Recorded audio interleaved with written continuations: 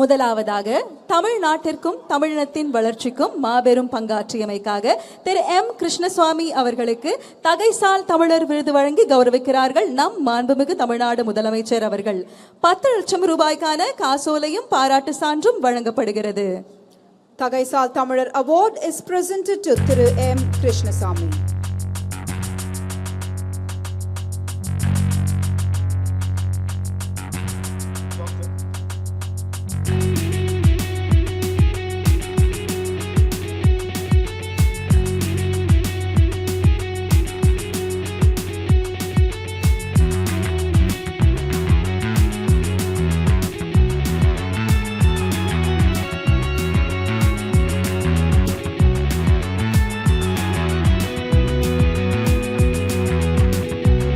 Doctor APJ Abdul Kalam விருது மருத்துவர் we மோகன், மருத்துவத்துறை வல்லுநர், நீரிழிவு நோய் மருத்துவத்துறையில் சிறந்து விளங்கும் நிபுணர் அவர்களுக்கு வழங்கப்படுகிறது.